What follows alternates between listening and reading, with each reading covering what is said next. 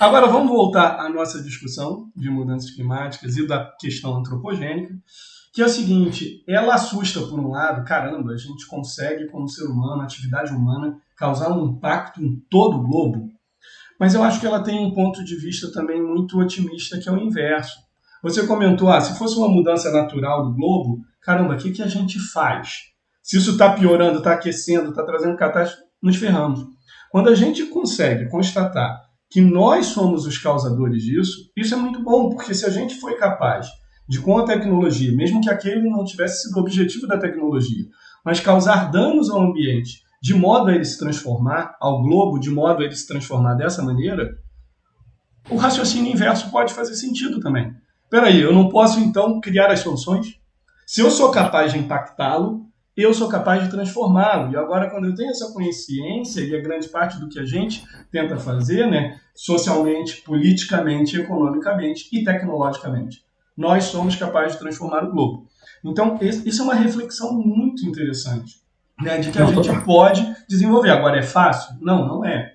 Né? E aí a gente vai começar agora a discutir, então, um pouquinho como combater essas mudanças.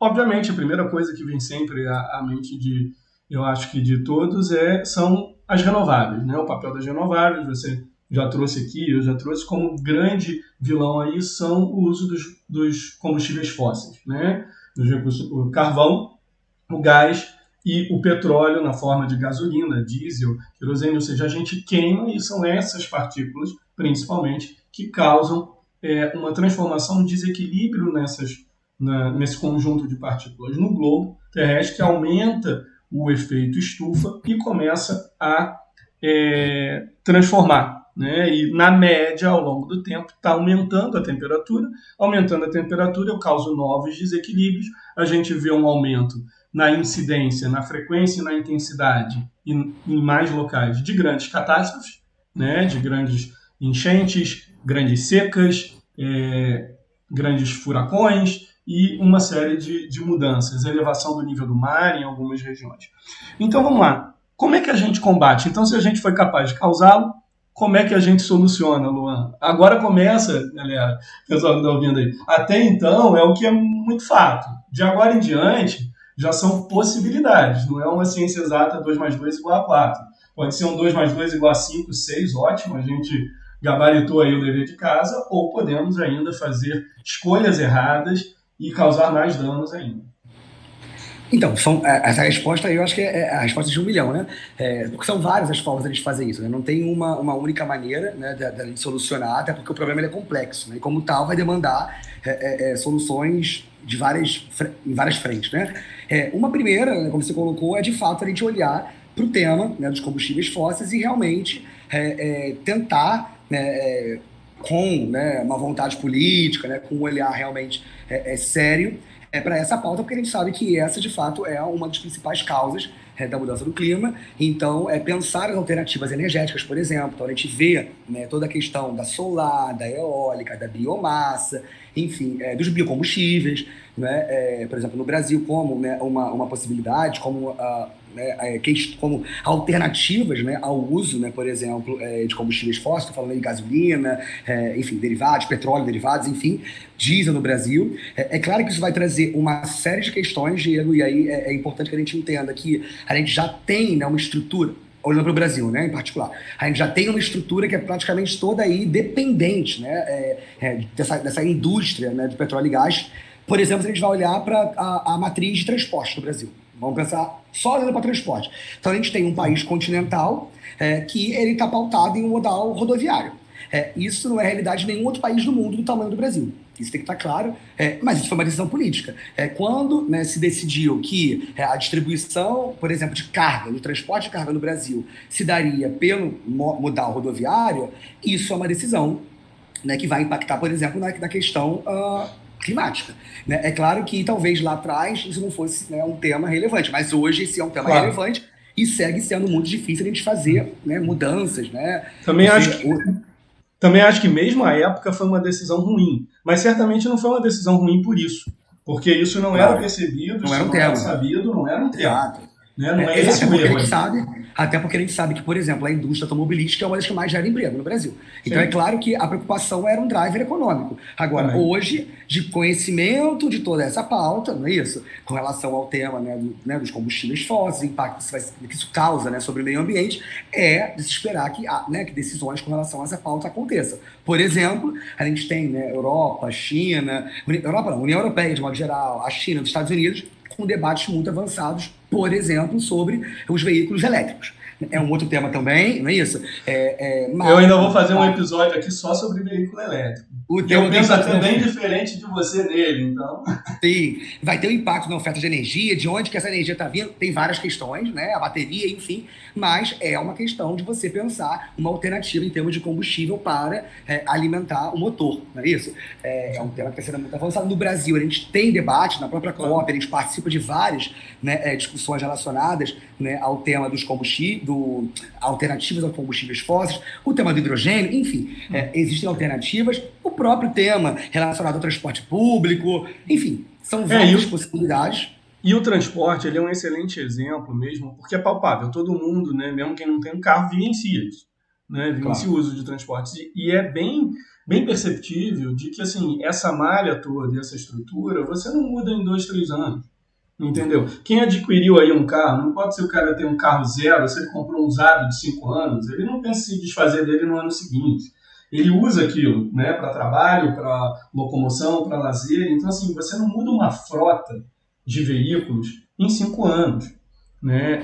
Então, assim, é uma construção de muita gente que nem veículo tem ainda. Né? Quando adquirir, vai adquirir os mais velhos, vai adquirir os mais baratos. Então, a vida útil de um carro, você está falando de 10, 20 anos, eventualmente. Né? Então, assim, quantos Fuscas a gente ainda vê rodando aí? Bem, então realmente é bom porque mostra que essa transformação, da mesma forma que a gente só causou esse impacto, porque a gente vem há um século aí crescendo, desde a Revolução Industrial, mais de um século, cada vez mais poluindo, se a gente fez isso em um século, tentar fazer nos próximos 20, 30 anos, é um desafio tremendo de reverter. A população continua a crescer, os padrões de consumo continuam a crescer. A gente já comentou brevemente que tem muita gente ainda que não cresceu esse padrão de consumo. Então, fazer essa transformação de toda uma infraestrutura não é uma solução tão trivial, né? Sem dúvida alguma. E como você falou sobre energia, é uma decisão de longo prazo, né? Sim. Então, a gente tem que pensar um planejamento energético. Então, no Brasil, a gente tem a EPE, o Ministério de Minas e Energia, enfim, pensando aí o horizonte 2050. Planejando uma cadência dessas mudanças. Elas não podem ser... não é uma coisa do dia para a noite. Não vai ser, não. Ano que vem, biodiesel 100%. Né? Não é assim, né? Você vai botando biodiesel, você vai botando um pouquinho de álcool, você vai... querendo, o Brasil ainda não faz, mas estimulando o veículo elétrico, diminuindo a taxa de importação, ele tem que ser uma coisa gradativa. Mas esse gradativo só vai acontecer um pouquinho mais rápido, porque ele pode acontecer. Né? Gradativamente, isso é um curso natural. O detalhe é que as mudanças climáticas globais mostram uma urgência que os governos, e agora sim entrando bem para a política, a economia pode levar para esse caminho. Mas é muito importante o tema político, que é o que a gente gosta de abordar muito, no sentido de que, se deixar na cadência natural, essa transformação é lenta demais para a urgência dos impactos. Eu acho que é isso que a gente está vivendo com bastante clareza nesses últimos 5 anos, aí, nessa última década da percepção. Coisa assim, a gente tem que dar uma celeridade. E essa celeridade só vem de cima para baixo, com políticas, com decisões coletivas e estratégicas que imponham não uma mudança do dia para a noite, né, mas um sarrafo mais alto, uma pressão para que essa mudança ocorra um pouco mais rápido. E aí eu vou pegar um gancho e trazer 2 lugares no mundo que eu acho que tentaram forçar a barra até demais. A gente pode errar para o outro lado, de tentar antecipar muito as mudanças, que é a Califórnia e a Alemanha. Né, os dois visaram com muito empenho, com um prazo muito curto. Olha, eu quero ser totalmente renovável em 30, 40 anos, 100% da minha matriz, eu vou fechar todo o meu consumo de combustíveis fósseis na matriz elétrica, tá? Não estava falando ainda da veicular, né? Então, não de transporte, mas vamos falar da geração elétrica. E também quero desligar minhas nucleares, principalmente a Alemanha. Estou pegando esse gancho, você sabe onde eu já vou chegar, porque assim, eu acho que não dá para a gente ter tudo. E eles, quando tentaram forçar muito rapidamente isso, enfrentaram problemas diferentes. Né? A Califórnia tem problemas, que eu não sei se eu já comentei por aqui, eu falo muito em sala, de problemas de variação da curva de potência da geração elétrica no país deles, porque eles estão no país, né, na região da Califórnia, porque eles estão com bastante solar, que se desliga tudo quando o sol se põe ao mesmo tempo, né, e a demanda aumenta e eles precisaram entrar com térmicas a gás para compensar e estão projetando fazer várias plantas de bateria elétrica para compensar isso daí. Por outro lado, a Alemanha, né, enfrentou há um ano atrás, né, um inverno mais rigoroso e teve que disparar consumindo gás e óleo para calefação, para o aquecimento residencial, para a geração elétrica, porque os aerogeradores tiveram que ser desligados por precaução, mesmo com vento, mas as temperaturas extremamente baixas, se ele rodasse, as pás quebravam, os painéis solares todos cobertos de neve. Então, assim, quando você faz algo muito rápido, também é um problema. Eu acho que esses dois lugares erraram. E aí eu vou pegar um gancho. Eu quero um dia também fazer um episódio exclusivo de energia nuclear, mas eu acho que a gente tem que pautar e hierarquizar.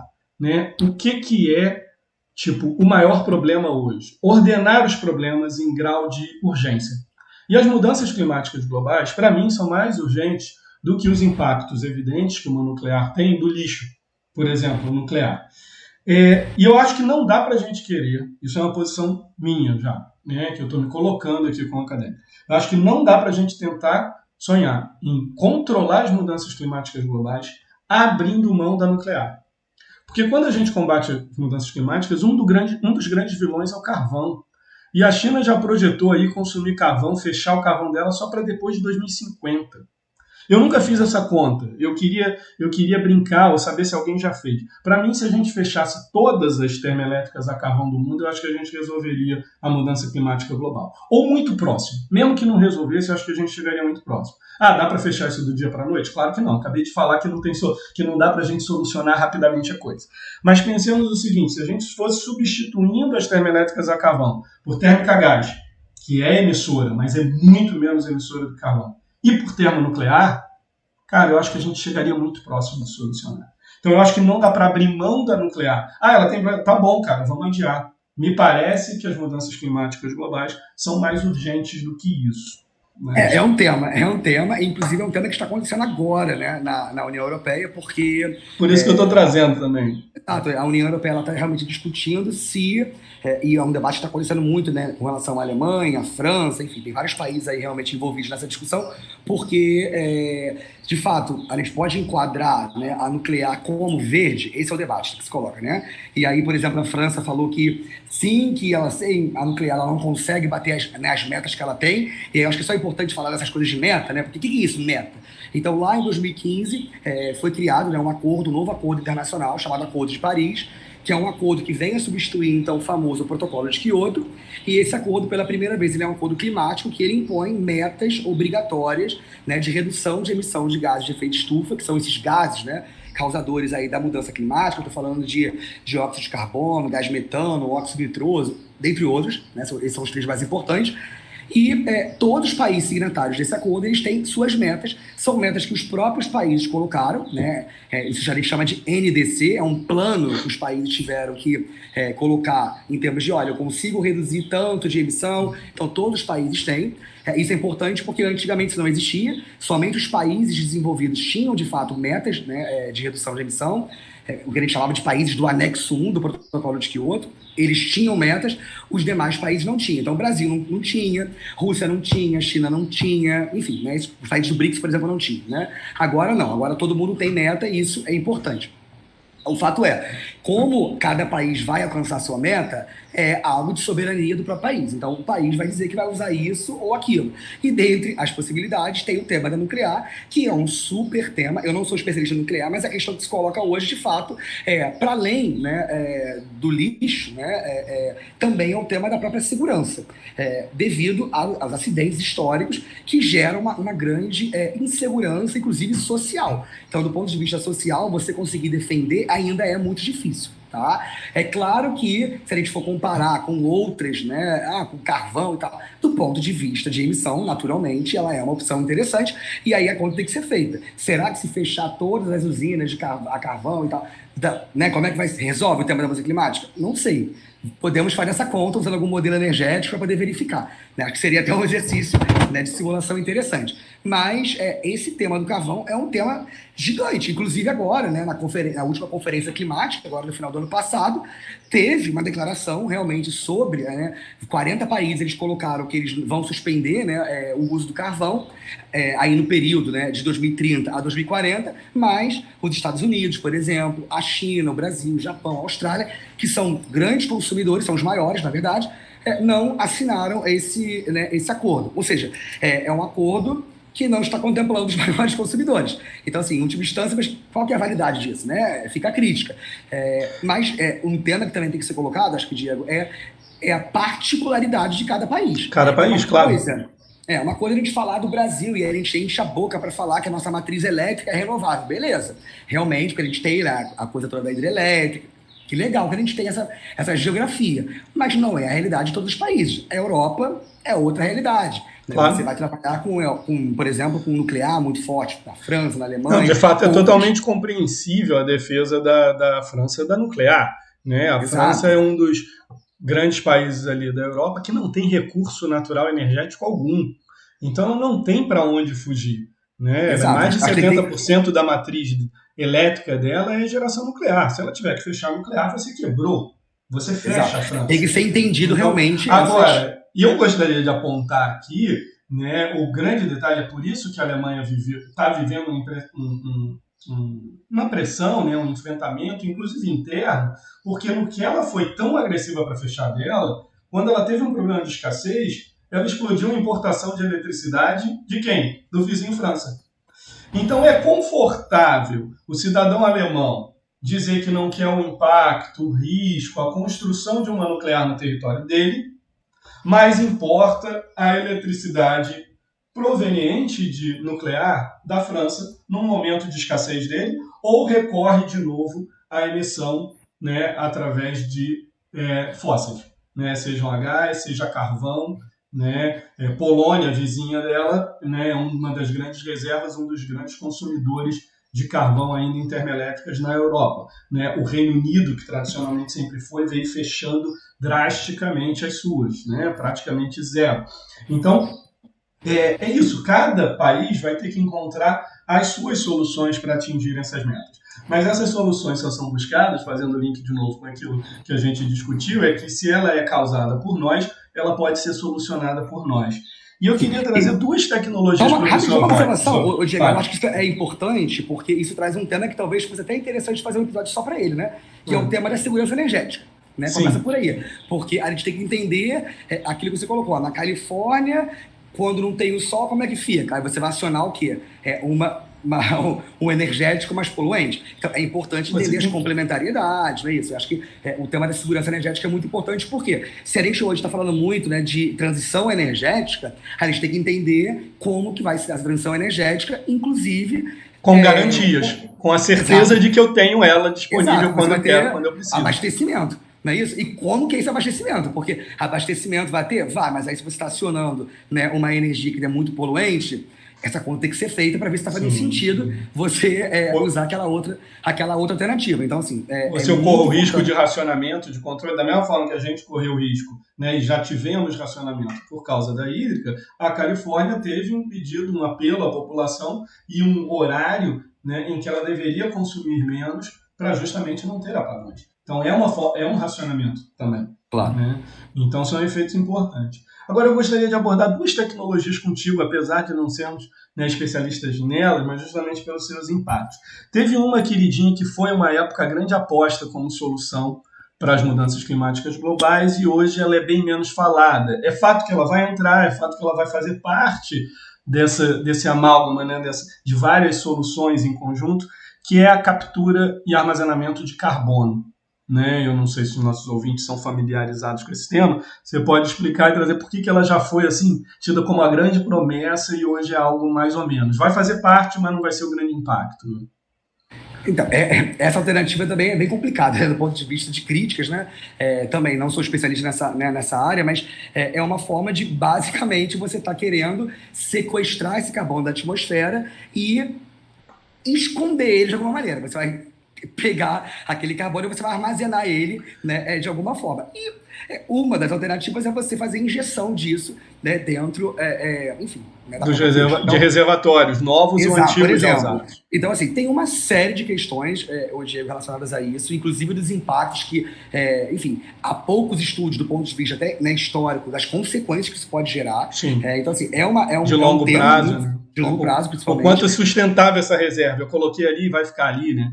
Exatamente. Então, isso é um tema, mas é um tema que ele já teve seu pico, eu diria. Já. Ele andou num vale, mas ele segue sendo, né, volta e meia ele aparece aí né, na pauta. Né? Porque ele não se mostrou, ele não despencou de preço e ele não se mostrou tão viável.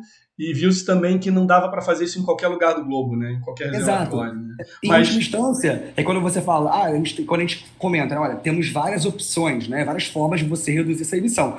A gente analisa isso do ponto de vista econômico, né? E a gente vai estudar algo que a gente chama de que é o custo marginal de abatimento, ou seja, quanto que custa cada tecnologia para você abater, ou seja, para você reduzir uma quantidade, por exemplo, de gás de efeito estufa. E eu vou fazer uma ordenação das mais baratas para as mais caras. Sim. Se essa tecnologia ela é a mais cara, ela vai ficar, né, para depois. Né? Então a gente vai sempre tentar possibilidades que são mais baratas. Por exemplo, esse motivo pelo qual no Brasil a gente fomenta, por exemplo, ônibus, né? Na hora de você pensar na mobilidade urbana, você está fomentando o ônibus em detrimento, por exemplo, ao BRT, em detrimento ao VLT. É claro que eles têm uma ordenação clara econômica, né? Exato. Onde você do ponto de gasta vista ambiental, Exatamente. a ordem seria inversa. Melhor o VLT, depois o BRT, depois o ônibus. Mas quando a gente faz a conta e vê o custo disso, esse custo ele vai entrar na análise e aí você acaba, de certa maneira, até favorecendo algumas tecnologias que são mais baratas, porém não tão eficientes assim. Essa conta é feita. Né? E aí o CCS, por exemplo, ela é uma tecnologia que, por ser mais cara, enfim, ela acabou não, né, talvez decolando, né, como se esperava. E, de novo, por isso o papel importante dos governos, né, como reguladores, como fomentadores da pesquisa, onde ainda não é barato, e de escolher, olha, essa é a melhor decisão, vamos estimular essa.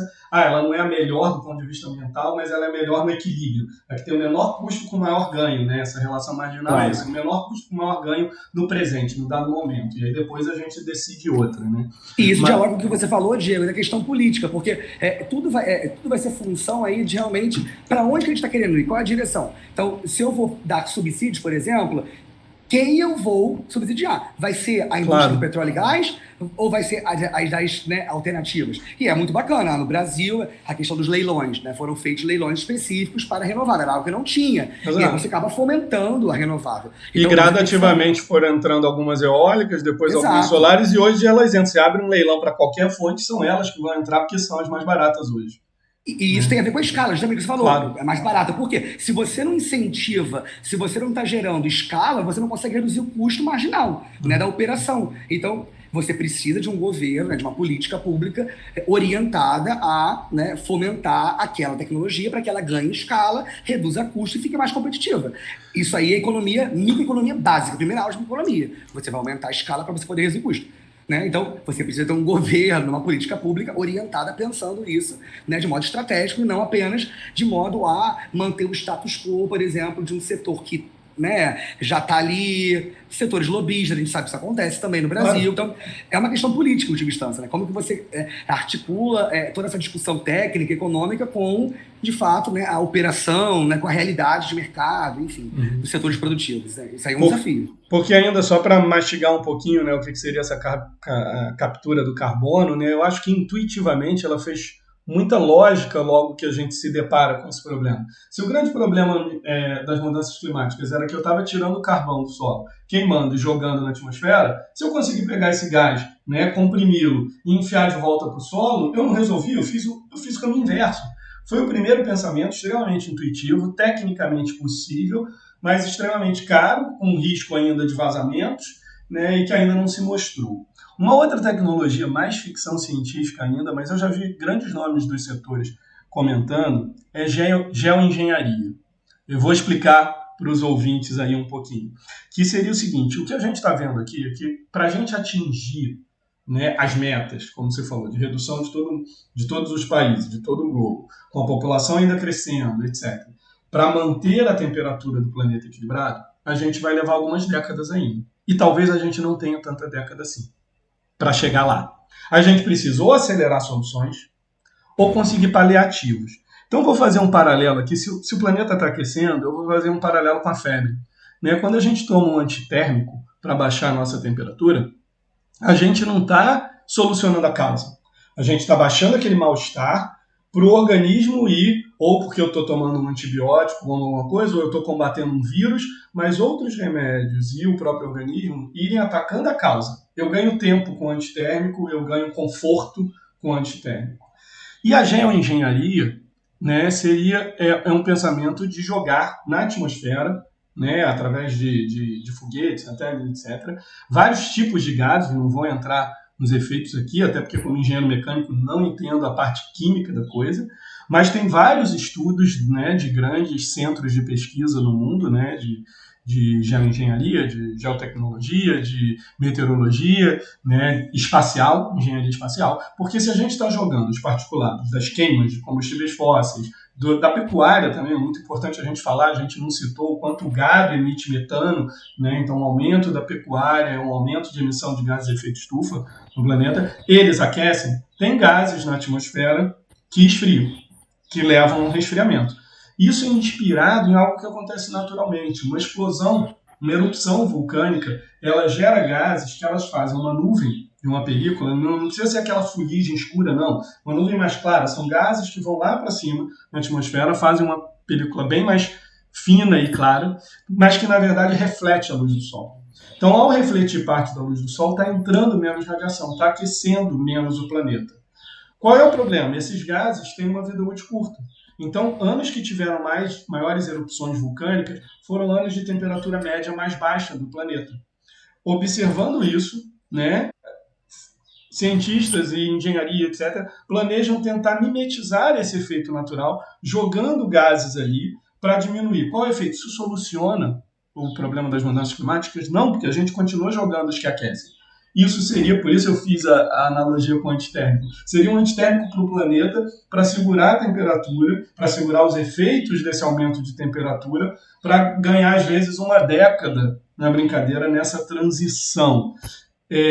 Eu não sei, eu quis trazer isso muito de curiosidade para os ouvintes, porque eu acho ainda algo extremamente distante, mas eu já vejo alguns pesquisadores importantes apontarem da importância desse ganho, de gastar dinheiro com isso, de jogar e de vamos ganhar tempo. Você acha isso importante? É complicado também, Diego. Essa é muito criticado, né? Muito criticado. Hoje em dia, a gente já nem fala muito, né, nisso, a gente está falando muito mais agora em soluções baseadas na natureza, que é um pouco, né, relacionado a isso, no sentido de você mimetizar um pouco como que a própria natureza, né, se comporta e pensar soluções, né, alternativas que vão colaborar nesse sentido, né, para reduzir o impacto da mudança climática. Por exemplo, né, são vários exemplos. Então, você pode pensar a questão do reflorestamento, a questão que é sabido, né, que Claro. quando você tem, né, mais árvores, mais floresta, você está reduzindo, né, a questão... Cultivo de algas marinhas. Por exemplo, cultivo de águas marinhas, quando você tem a questão do telhado verde, porque você vai melhorar o condicionamento térmico de um espaço, ou você vai pensar hortas urbanas, enfim, pensar várias questões de mobilidade urbana na cidade. Que sozinhas não tem efeito, mas que o somatório pode ser impressionante. Exato. Né? Hoje, então, quando a gente está falando... Esse tema, Diego, está muito forte hoje, porque eles vêm falando muito de algo chamado, né, Smart City, né, que são as cidades inteligentes. Então, como que a gente consegue desenvolver cidades inteligentes e como que a gente consegue otimizar as cidades entendendo as particularidades da própria natureza na qual essa cidade está, né, inserida. Então, pensar a própria distribuição, a mobilidade das pessoas, a questão das pessoas morarem próximas do trabalho para você reduzir a questão, né, do uso do automóvel ou do transporte. Então, hoje, eu diria que o debate está muito mais nessa linha, né, relacionada a gente pensar alternativas, né, o que a gente chama de soluções baseadas na natureza. Esse é um tema que está sendo muito aquecido aí nos últimos 4, 5 anos, eu diria, né, do que a gente está falando ainda sobre o tema da geoengenharia, que sim, teve seu espaço, mas hoje eu vejo muito pouco sendo debatido justamente pelas críticas, né, que se colocam. Né?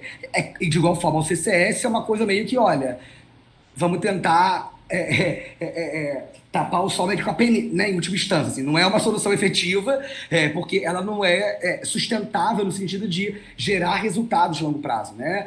Quando você tem, por exemplo, uma mudança de uma cidade, entendendo a questão da natureza, você está fazendo uma ação muito mais efetiva do ponto de vista de continuidade, permanente, duradoura, né? Exato, né? Então, esse é o trade-off, porque será que vale a pena te gastar, né, investir em certas tecnologias que, bacana, né, podem reduzir a emissão, mas que elas não têm, né, digamos, uma continuidade per se, né, elas vão sempre demandar investimentos, recursos financeiros, quando a gente sabe que esses recursos estão cada vez mais escassos, cada vez, né, menos orientados a esse tipo de tecnologia, né, isso é fato. Quando a gente está no meio de uma crise, a gente está fazendo um estudo agora na COP sobre isso, mostrando como que o investimento em alternativas no Brasil, né, alternativas energéticas, vem reduzindo agora na pandemia. Né? Isso a gente sabe que acontece. Então, como que a gente consegue, dado que os recursos são escassos, escolher as melhores opções, né, de mitigação? Ou seja, quando eu falo de mitigação, eu estou dizendo de evitar emissões futuras. Isso é importante de falar. A gente não falou esse conceito ainda, né, a definição clássica, mas uma coisa é eu dizer mitigar mudança climática. Outra coisa é eu falar adaptar a mudança climática. Quando eu falo mitigar a mudança climática, eu estou falando evitar emissões futuras de gases de efeito estufa. Quando eu falo medidas adaptativas à mudança climática, eu estou dizendo, olha, tivemos um acidente ambiental devido a uma questão climática, ou tivemos um problema de migração por conta de clima, ou tivemos um problema qualquer ligado não conseguimos evitar alguns dos impactos. Como solucionar isso agora e evitar que ele aconteça? Né? Então, a adaptação está dando conta de um problema que já aconteceu. A mitigação como que eu evito que um problema aconteça. Isso é muito importante, porque são estratégias completamente diferentes. Uma coisa é eu pensar como que eu vou evitar no futuro, e aí eu vou desenvolver tecnologias e tal. Outra coisa temos um problema agora. O que a gente tem disponível hoje de solução para dar conta desse recado? Isso também tem que estar claro aqui. Olha, isso foi interessante, que eu acho que ele começa a fazer gancho para o final, que é quando eu acho que a gente veio bem em sintonia, a gente vai começar a divergir para o fim. Pelo menos eu construí assim, porque eu tenho, acho que, uma visão mais pessimista, né, hoje desse problema, e você é uma visão mais otimista. Também por isso ele trouxe aqui, né, para justamente os ouvintes verem os duas óticas e tal. E eu já começo a achar que cada vez mais a gente devia se preocupar com desenvolvimento de tecnologias e soluções adaptativas a algumas consequências das mudanças climáticas, ao invés de mitigadoras, porque eu acho que a gente está perdendo o time, né, que eu acho que você considera que ainda tem time. Independente de nós divergirmos de visão, parece que está evidente que o nosso tempo é curto, apertado, e que todas as tecnologias aqui que a gente abordou não estão muito claras, não tem rotas óbvias, algumas que foram apostadas aí, como a captura do carbono, né, que ficaram na crista da onda em algum momento, nada explodiu como a grande solução.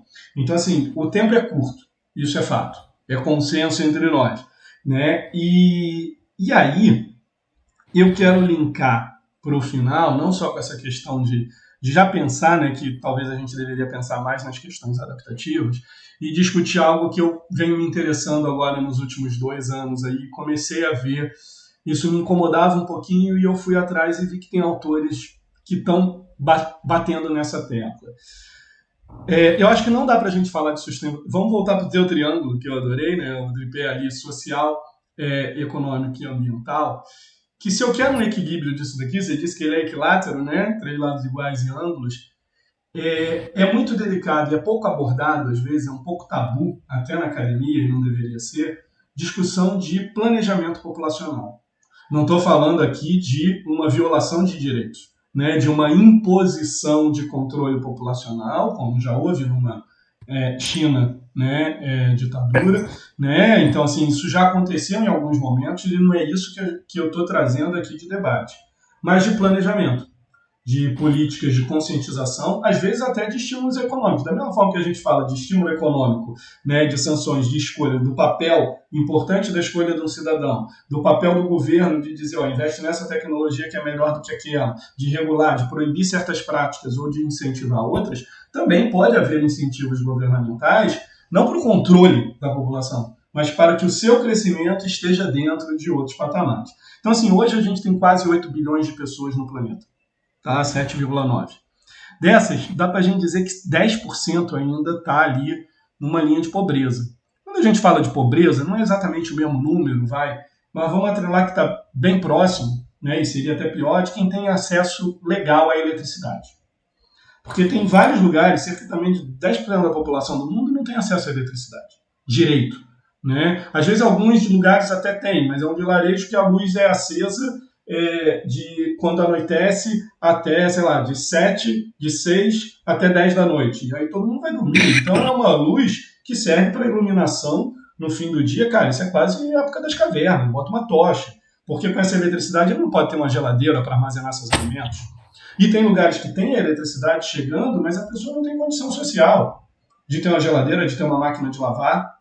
Então trago aqui, que eu citei no primeiro episódio, né, o Hans Rosling, né, um médico sanitarista sueco já falecido. Ele criou uma fundação de divulgação de dados muito bacana.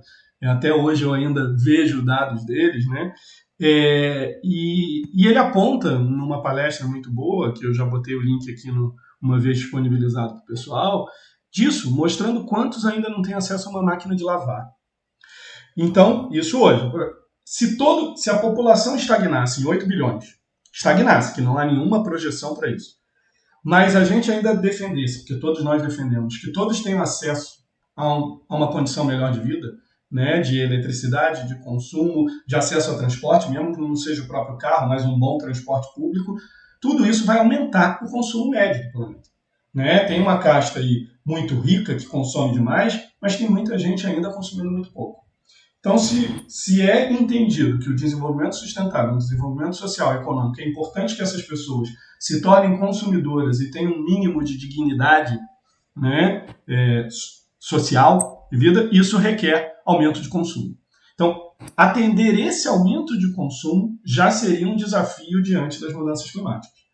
Para 2050, estima-se chegarmos a quase 10 bilhões de pessoas no planeta, que vão consumir mais médio, ou eu tenho que diminuir o consumo médio dessa população sem diminuir o padrão de vida, porque ninguém vai aceitar diminuir o consumo diminuindo o padrão. Né? O que é diminuir o consumo mantendo o padrão? São usos mais eficientes, né? São exatamente abatimento de várias coisas. Então, quais são as suas perspectivas futuras aí? Não, é um tema, tá, Diego? Assim, realmente existe esse debate, né?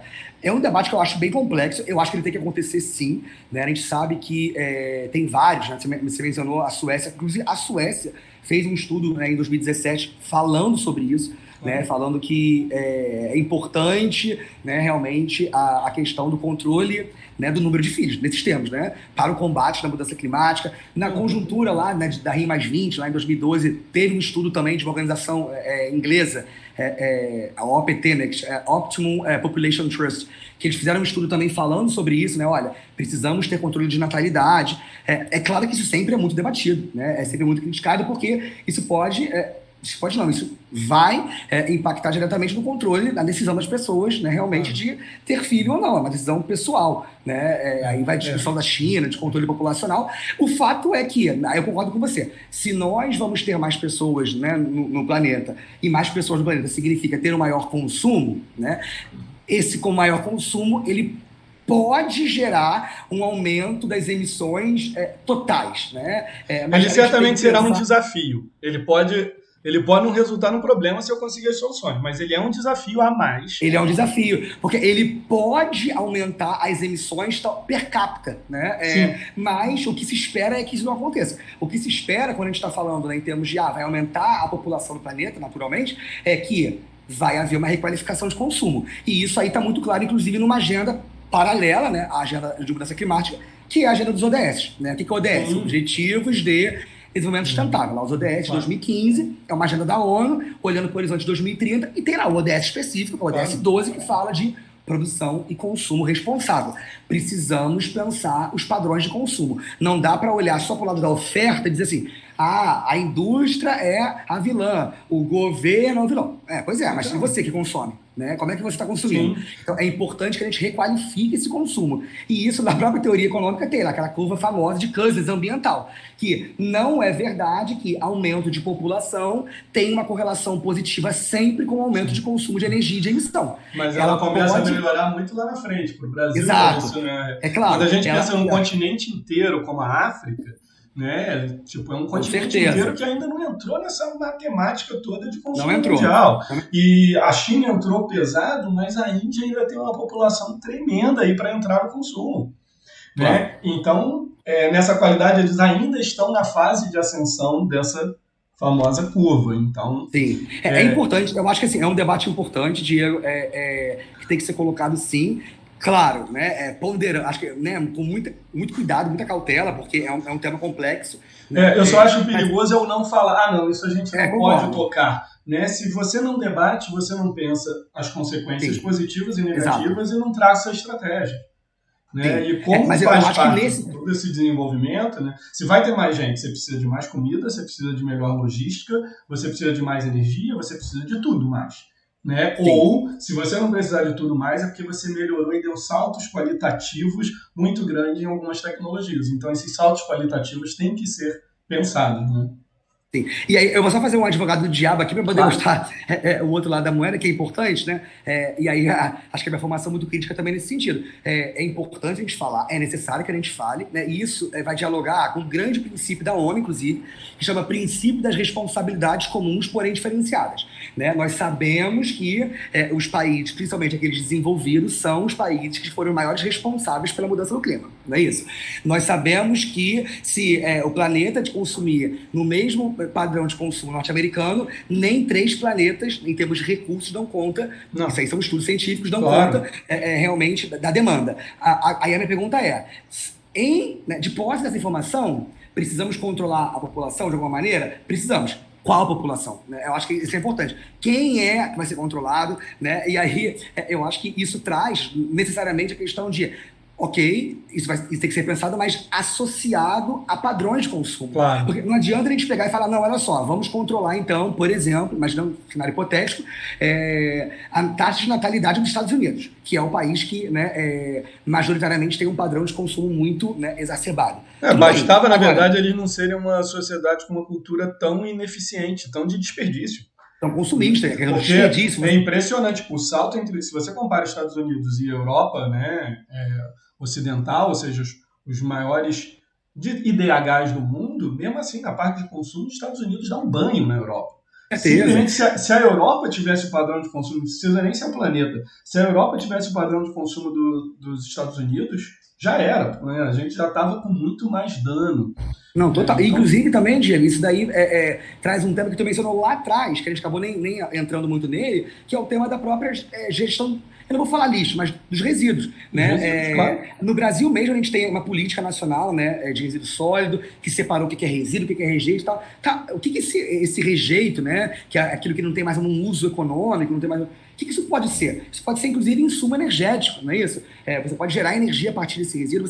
Enfim, tem tantos usos, são tantas discussões. Então, tudo bem, você também tem um consumo muito grande, mas você também tem uma geração de resíduo e rejeito muito grande que pode ser pensado, que deve ser pensado. Deve ser pensado. A gente chama de cadeia, né? Claro. De logística reversa. Já está o gancho aqui para eu te chamar para um dia só para o de economia circular, entendeu? Economia circular e logística reversa é outro tema que tem que ser falado também, porque não dá para a gente falar de planejamento energético sem falar disso, porque é um debate necessário, né? O que fazer com esse resíduo ou com esse rejeito? Quais são os usos? Né? No Brasil, como é que está isso? Lá fora, quais são as oportunidades? Né? A gente tem vários estudos, inclusive aí em Macaé que a gente fez, né, com relação ao que fazer com o resíduo, a questão toda da bioenergia, a questão do aterro sanitário, enfim, são várias possibilidades, são várias discussões que se abrem, né, que precisam ser endereçadas, precisam ser colocadas. Né? Então, assim, acho que é um universo esse debate. Né? Claro. A gente vai abrindo várias frentes, porque são várias as possibilidades, são várias as soluções, mas, em particular, no que diz respeito, acho que o controle de natalidade,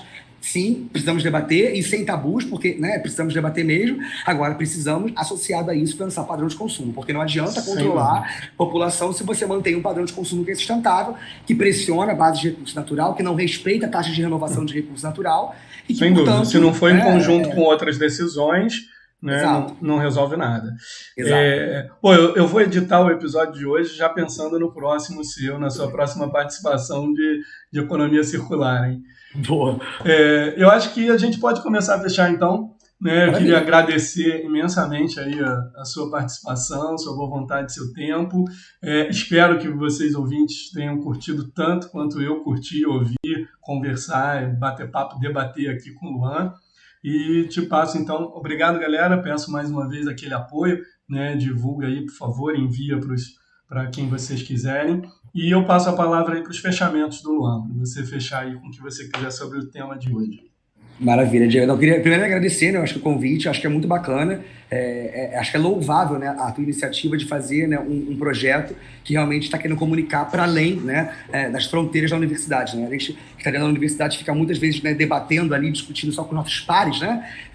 E esse é o nome mesmo, né?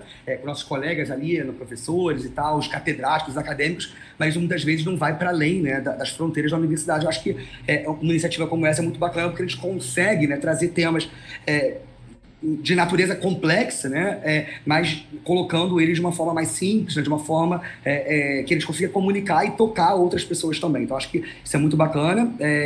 Esse tema em particular da mudança climática, acho que é um tema muito necessário. Então, quando você mencionou, né? Lu, eu pensei, né? E da gente falar sobre esse tema, queria te convidar. Falei, olha, vamos fazer isso, vamos fazer acontecer, porque eu acho que a gente tem que falar sobre isso, né? É um tema real, como você falou, o tempo tá, né? Já está ultrapassado, então assim, não dá para a gente ficar pensando amanhã, tem que pensar o hoje, né? Então assim, já hoje é pensar o que eu posso fazer, né, para colaborar nessa agenda. Será que eu tô, né? Será que o meu comportamento de consumo está ajudando? Será que eu posso melhorar de alguma maneira? Será que eu posso discutir, debater sobre isso com outras pessoas, alcançar outras pessoas? Então, eu acho que se a gente conseguir, né, isso, né, acho que já é muito louvável, né, esse debate. E aí eu sigo, né, à disposição também para outros debates que você queira trazer, aí o tema da CV, o tema da lógica reversa, enfim, fico aí disponível para, né, futuros episódios e tudo mais, né? E a gente segue a nossa parceria de sempre, né, discutindo, né, e promovendo a necessidade de falar de planejamento energético, planejamento ambiental, acho que é muito importante.